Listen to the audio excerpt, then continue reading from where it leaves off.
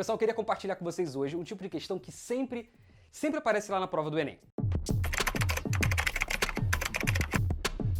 Esse tipo de questão envolve engajamento do público, engajamento dos leitores. Agora, a primeira coisa que a gente tem que fazer é o seguinte, como é que a gente identifica esse tipo de questão lá na hora da prova? Fica ligado. Se você estiver olhando para o enunciado da questão do Enem e encontrar expressões do tipo, anota aí, atrair a atenção das pessoas, envolver, engajar os leitores ou alcançar o público, fica certo que você está diante desse tipo de questão que a gente vai tratar hoje.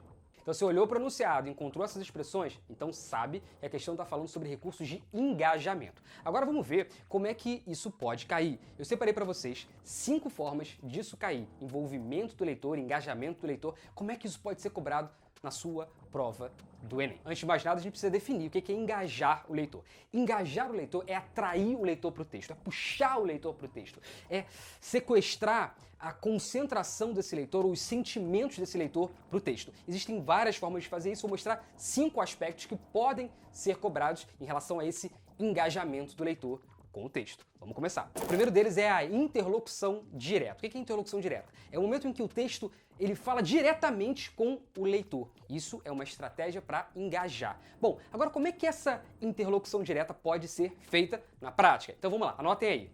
Primeira forma, o uso da segunda pessoa, tanto a segunda pessoa do singular quanto a segunda pessoa do plural, o tu e o vós. O uso da terceira pessoa, quando a gente está falando de pronomes de tratamento. Por exemplo, você ou senhor. O imperativo, o uso do imperativo, aquele modo verbal que só serve para se comunicar com alguém, que envolve pedido, ordem ou súplica. E perguntas, Perguntas direcionadas ao público.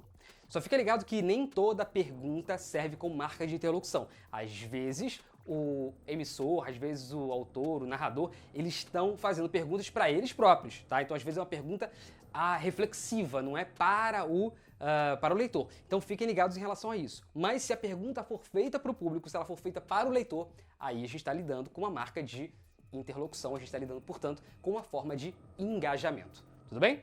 Então, sobre esse primeiro aspecto, vou mostrar para vocês 2 textos diferentes. Vamos começar, olha aí, na tela de vocês está aparecendo o texto, que é uma campanha do Ministério da Saúde. Observem que está escrito assim, seja solidário. Vamos identificar as marcas de interlocução direta relacionadas ao engajamento. O Enem poderia te perguntar isso. A primeira das marcas é o seja. Observem o seja, que é o modo imperativo. Depois, observem aqui o doe. Também nós temos o imperativo. Um pouquinho mais embaixo, você vai conseguir encontrar aqui, durante a pandemia, mais do que nunca, precisamos da sua solidariedade. O sua aqui, é um pronome relacionado à terceira pessoa, sua relacionado ao você.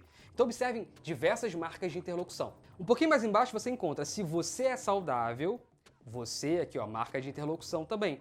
Lembra? Você terceira pessoa. Tem entre 16 e 69, mais 50 quilos. Doe, olha o imperativo de novo. Os hemocentos estão preparados para você, de novo você. Informe-se. Informe-se, o se aqui, pronome relacionado à terceira pessoa, da sua cidade. E, novamente, o agende, marca do imperativo. À direita você encontre acesse, que é um imperativo, e saiba, também um imperativo. Então vocês viram na prática a presença de marcas de interlocução. Observem que esse texto é um texto apelativo. Um texto apelativo tem a função, tem a intenção primária de convencer, persuadir, influenciar o receptor. Então, nesse processo, de que maneira essas marcas de interlocução colaboram para esse efeito? É claro, se eu estou querendo convencer, persuadir, influenciar alguém, é óbvio, é evidente que eu vou ter que usar marcas de interlocução. Então, tá aí uma questão que o Enem poderia cobrar. Vamos dar uma olhadinha em outro exemplo. Vamos dar uma olhadinha agora no exemplo da literatura. Olha na sua tela aqui. Trata-se de um romance, de um drama. Cuidas que vamos estudar a história, a natureza, os monumentos, as pinturas, os sepulcros, os edifícios, as memórias da época?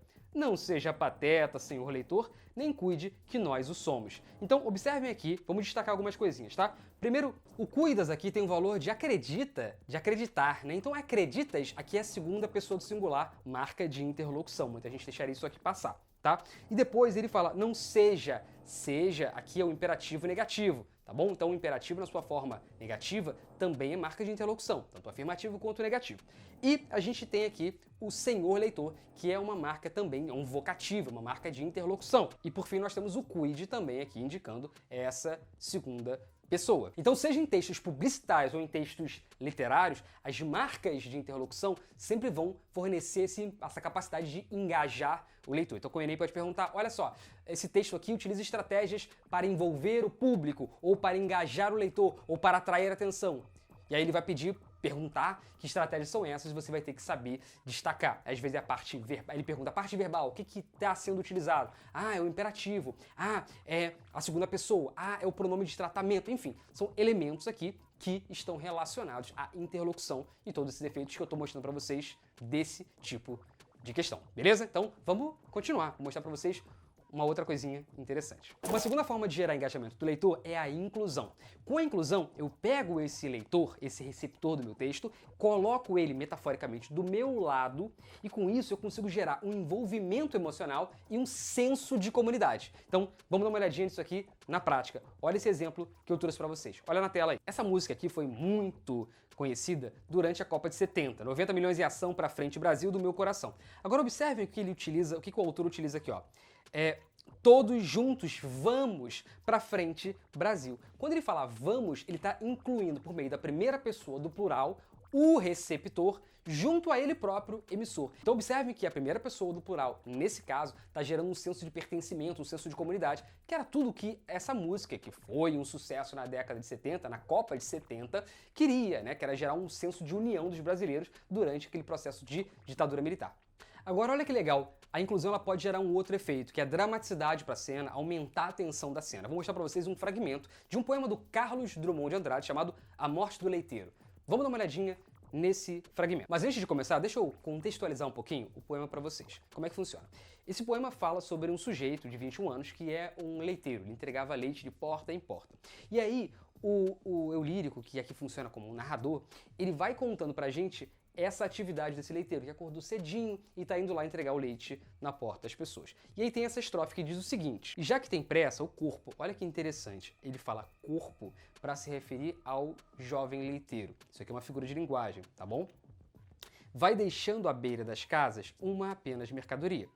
E como a porta dos fundos também esconde-se gente que aspira ao pouco de leite disponível em nosso tempo, avancemos por esse beco, peguemos o corredor, depositemos o litro, sem fazer barulho, é claro, que barulho nada resolve. Bom, eu queria que vocês observassem o seguinte, olha esses verbos aqui, ó, avancemos, peguemos, depositemos. Quem está fazendo essas ações? É o leiteiro. Mas por que ele utiliza a primeira pessoa do plural? Porque ele está colocando a gente dentro da cena, como se a gente estivesse fazendo aquilo junto com o leiteiro. Então isso nos transporta para dentro da narrativa. Isso faz com que aumente o nosso poder de envolvimento com a cena, aumenta o dinamismo da cena, aumenta o envolvimento do leitor com a cena, engajamento, e potencializa o efeito catártico da obra. Então se liga que tudo isso aí poderia ser cobrado na prova do Enem. Uma terceira forma de engajar o leitor é por meio da atualização. E quem faz a atualização, no caso que eu vou mostrar para vocês, é a forma verbal, especificamente o presente do indicativo. Vamos dar uma olhadinha nisso aqui na prática. Olha essa manchete aqui de jornal. Bandidos atiram contra idoso em tentativa de assalto em Ipatinga. Vamos dar uma olhadinha, vamos raciocinar. Bandidos atiram. Bom, os bandidos não atiram, porque no momento em que a notícia tá ali na banca de jornal ou tá ali no site, poxa, essa situação já aconteceu. Então, do ponto de vista puramente lógico, qual deveria ser a flexão do verbo atirar? Deveria ser atiraram, né? Bandidos atiraram, pretérito perfeito. Por que ele utilizou o atiram? Olha que coisa legal, isso é super questão de prova. Anota aí, ó. Quando ele fala atiraram, eu tô falando do passado. Quando eu falo atiram, eu tô usando o presente do indicativo. Do ponto de vista semântico, é claro que a gente sabe que essa situação já aconteceu, essa situação tá lá no passado. Mas o jornalista, ele opta por escrever atiram. Com isso, ele gera maior envolvimento do leitor com aquela manchete. Como assim? Maior envolvimento do leitor com aquela manchete. Presta atenção. Quando você lê atiram, é como se aquilo estivesse acontecendo ali, diante dos seus olhos, nesse momento. E isso faz aumentar o seu envolvimento com aquela narrativa. Não sei se vocês já perceberam, pessoas que contam muito bem história. Todo mundo tem um tio, tem um primo, tem um amigo que conta muito bem história. Aí a pessoa conta assim, presta atenção, pô, você não sabe o que aconteceu. Ontem cheguei em casa, aí abri a porta, aí eu entro na sala, olho para um lado, olho para o outro, escuto um barulho esquisito. E aí a pessoa continua contando a história. Você percebeu que houve uma mudança nos tempos verbais? Ele começa usando o pretérito perfeito. Ó, ontem cheguei em casa. Cheguei em casa, abri a porta, olhei para um lado, aí ele entro na sala, olho para um lado, aí já está colocando o presente no indicativo. E ele vai lentamente te transportando. Isso é um dos principais recursos utilizados por pessoas que contam uma história de maneira muito carismática. Sabe aquelas pessoas que você quer continuar escutando e continuar escutando? Pois é, um dos recursos que essas pessoas utilizam é justamente isso. É usar o presente no indicativo para falar do passado. Porque é uma forma de te transportar para a narrativa. Então fica ligado. Agora vamos ver uma forma um pouquinho mais sutil de como isso aqui poderia cair na prova. Uma das formas de engajar o leitor é utilizar pronomes pessoais sem os substantivos próprios correspondentes. Meu Deus, estou confuso, não entendi nada. Preste atenção nesse exemplo aqui, que eu vou mostrar para vocês da Clarice Lispector. Vamos lá? Antes de mostrar esse texto, eu quero dar uma contextualizada rápida, básica para vocês. Esse texto é muito famoso, é um texto da Clarice Lispector, muito famoso, chamado Por Não Andarem Distraídos. E conta a história de um relacionamento, tá? Era um casal que começa muito bem, muito unido, mas aí o relacionamento começa a dar ruim, começa a dar problema, começa a fracassar. Vamos dar uma olhadinha num fragmento desse texto. Tudo se transformou em não, quando eles quiseram essa mesma alegria deles. Então a grande dança dos erros, o cerimonial das palavras desacertadas. Ele procurava e não via. Ela não via que ele não vira, ela que estava ali, no entanto. Eu não vou fazer uma análise completa desse texto, porque não é o foco da nossa conversa de hoje. Mas eu queria comentar com vocês o seguinte, isso o Enem poderia cobrar. Observem como o narrador aqui, ele utiliza o pronome ele e o pronome ela. Ele não utiliza o substantivo próprio, não diz Maria, João, Pedro, Antônia, não fala. Por quê? Olha que interessante, isso pode ser utilizado, isso se caísse a galera costuma nem saber que isso existe. Então preste atenção que você já acertaria essa questão se preste atenção nos próximos segundinhos. Então, ao utilizar o pronome pessoal sem fazer referência ao substantivo próprio, Maria, João, Pedro, Antônio, o que ele está fazendo? Ele está fazendo com que qualquer pessoa consiga se identificar com a obra. Imagina você está lendo assim, João, Pedro, Antônio, Roberto, e você não se chama João, Pedro, Antônio, Roberto, você concorda comigo que fica um pouquinho mais difícil de se relacionar com a obra? Agora, quando ele fala ele e ela, quando ele usa pronomes pessoais, fica mais fácil de você se ver na obra, de você se encaixar naquela obra, de você falar, poxa, caramba, já aconteceu comigo, ou pode acontecer comigo. É mais fácil de você se relacionar com aquele texto. Então é mais sutil, mas poderia ser cobrado na prova do Enem e é uma forma de gerar engajamento, envolvimento, relacionamento com o público, tá bom? Então, se liga nisso aí, mais uma dica de coisa que pode aparecer lá na sua prova do Enem. Mais uma forma de gerar engajamento, envolvimento, relacionamento com o público que pode ser cobrado no Enem. Vamos lá. Uma forma de o Enem perguntar isso para vocês é o seguinte, é falar sobre verossimilhança externa. Vamos entender esse conceito?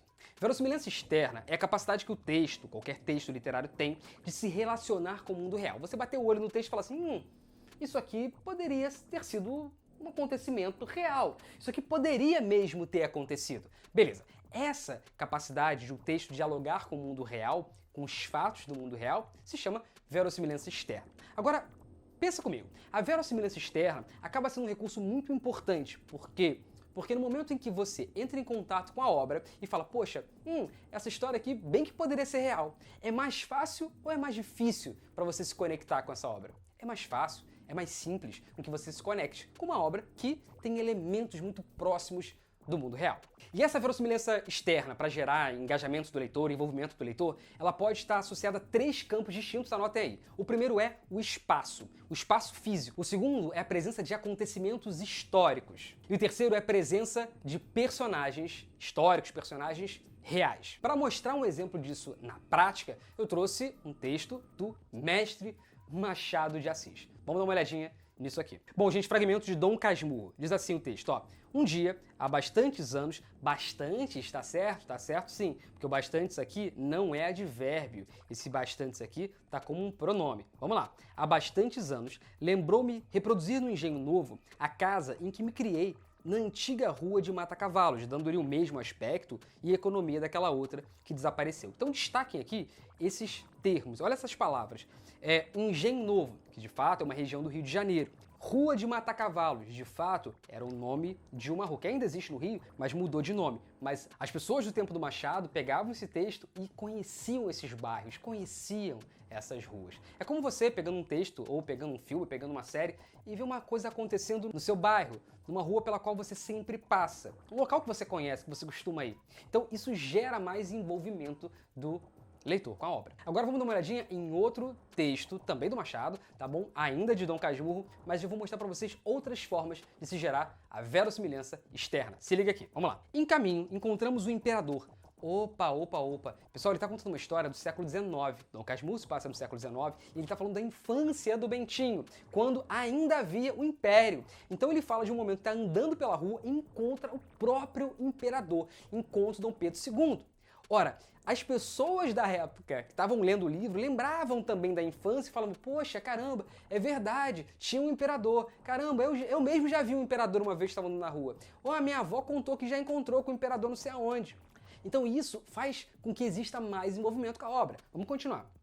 Que vinha da Escola de Medicina. Escola de Medicina, também um espaço físico real, conhecido pelas pessoas da época, tá bom? O ônibus em que íamos parou, como todos os veículos. Os passageiros desceram a rua e tiraram o chapéu até que o coche imperial passasse. Então observem aqui que ele está narrando um acontecimento que é um acontecimento comum durante o Império. Quando o imperador estava passando, quando Dom Pedro II estava passando, as pessoas se erguiam, tiravam o chapéu em sinal de respeito. Então ele está apontando acontecimentos históricos, acontecimentos reais, coisas que as pessoas da época passaram ou já ouviram dizer. Então facilitava o envolvimento com a obra. Então, um assunto que pode ser cobrado é verossimilhança externa como um fator de relacionamento, de envolvimento, de engajamento do público. Fiquem ligados, porque isso é uma questão zaça lá do Enem, tá bom?